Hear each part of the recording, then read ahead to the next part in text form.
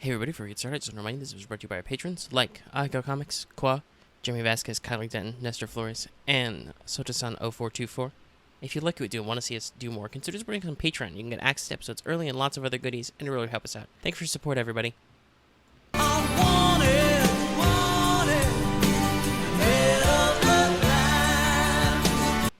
Hello everyone, welcome back to Let's Talk FGO Wanted. Yes, today is a special day. We are doing our first ever alter ego. Well, I mean, technically it's a 2-for-1 deal, but we're talking about the 5-star one.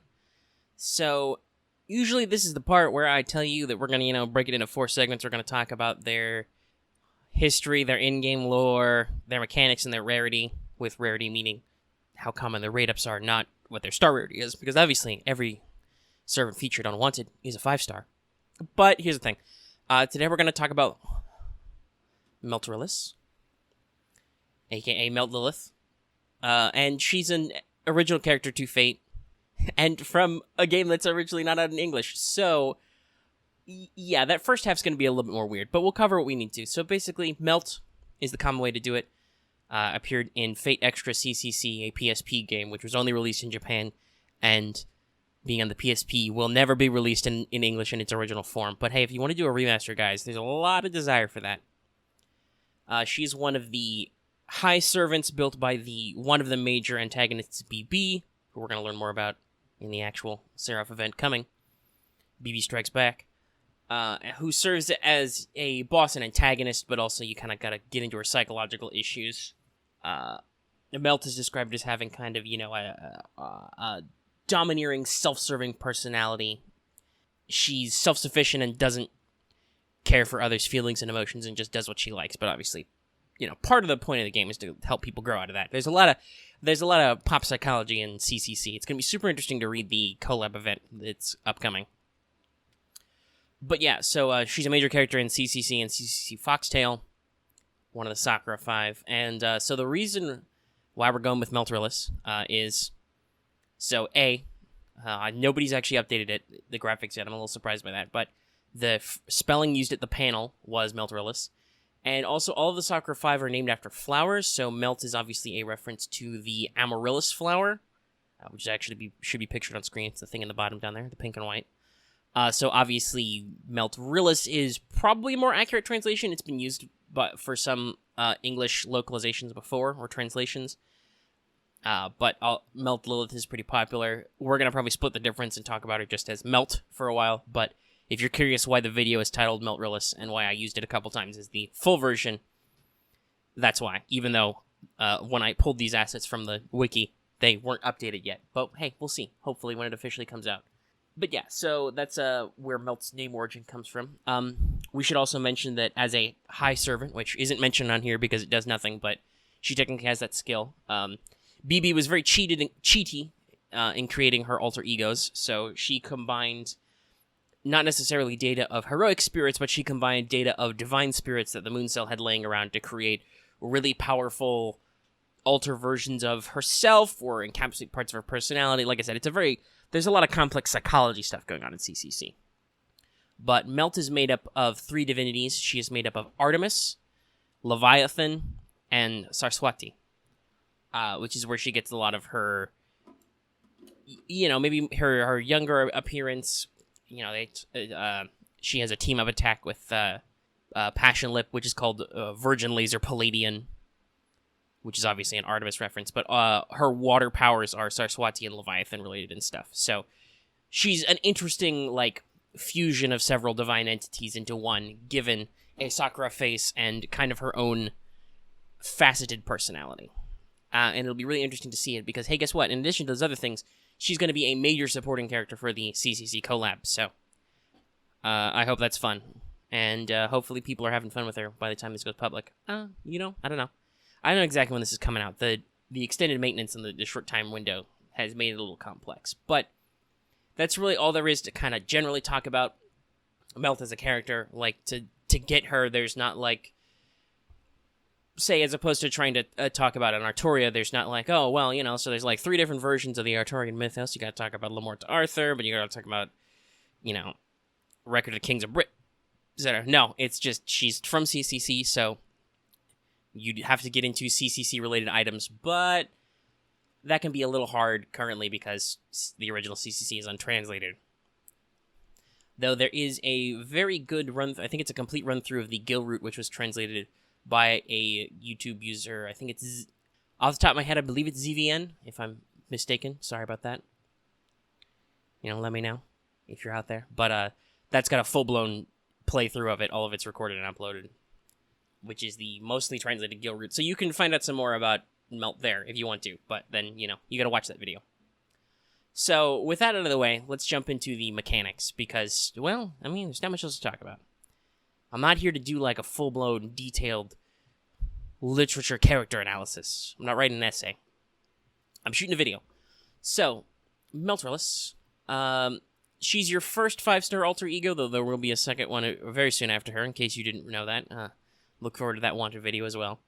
That will also probably be pretty light on that front half, for reasons. So she starts with decent stats, and over time will settle into a comfortable number 3 behind some others. Not the best HP and attack, but a decent HP and attack stat. You can see the spread there. It's pretty good. She weights more to HP than attack, but her attack's not super shabby either. Since we're talking about mechanics, let's talk about the alter egos. So, what alter egos do is they are a new class, and they have a new system in this. So, Riders, Casters, and Assassins, the cavalry classes, take 1.5x damage from alter egos. Sabers, Archers, and Lancers, the knight classes, take 0.5 damage from alter egos. Berserkers take 200% damage and deal 150% damage back. When foreigners are introduced, they are kind of similar. They take 200%. It's a full-blown double weakness, and deal 50% back to them. And the special boss character class from CCC will take 1.2x damage. So, think on that. So yeah, that's what alter egos are really good for. They are good for mixed classes nodes favoring cavalry, and in future will be very effective against foreigner bosses, of which there will be a couple. But are not so great if you have to handle knights. So with that in mind, let's take a look at some of these stats. So they've got a nice middle-of-the-road star absorption, kind of a middle-of-the-road star generation here. Melt has a pretty high NP gen per attack. That's to offset the fact that she's only got 1 arts cards and it's 2 hits. But she does have 2 quick cards with 4 hits, so, AQQ will have a decent amount of generation. Pretty standard rates otherwise. And as mentioned before, so let's, run through. She's got 1 arts card and 2 quick cards. She thus has 2 buster cards. Those are only like 1 hit, but there are a couple in there, and she has a decent number of hit counts on her extra attack. All right. So, fairly well balanced, nicely median. Alter egos are really mostly used for their special class advantages. So, in those terms, she's okay at that with base stats. Let's talk about that NP. So she has a single target quick NP. Now, obviously, some of you are like, oh, quick. But remember, quick's going to be good someday.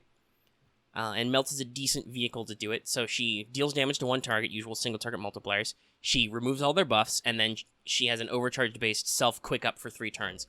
This activates after you use your NP, sadly, but still, it gives you a few turns to activate it. And so, let's move into her active skills. So she's got some right here. Also, you'll notice I did something different. You probably noticed a while ago. But I actually decided to include both her pre- and post-rank-up version of her skill. Normally I just talk about them, but I decided today, no, let's just put the graphic in there. I got it. We'll just put the graphic in. But we'll get to that in a second. So her starting skill is Crime Ballet A, which is minimum 5-turn cooldown. You gain critical stars, and you apply Evade to yourself. 2 hits for 3 turns. 5 turns, 2 hits, that's pretty good. That means that you will dodge every 5-turn NP that's not Pearson Vince, Sure Hit, etc. The amount of stars she gains isn't great, but it can be used as a little bit of steroid. I would say don't be afraid to pop it when you need the evade, and then take the stars as they come. Especially considering, hey, we are getting the back button update way earlier in North America, and technically the English global version.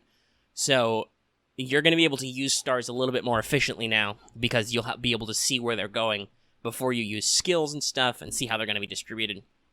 Gives you a lot more control over the star game. So after her first ascension, hey, we talked about how Melt's kind of a selfish, self-centered, even sadistic character. Well, here's Sadistic Streak A. It's very high level, so this is a minimum 5 cooldown. It increases her attack for 3 turns by up to 30%.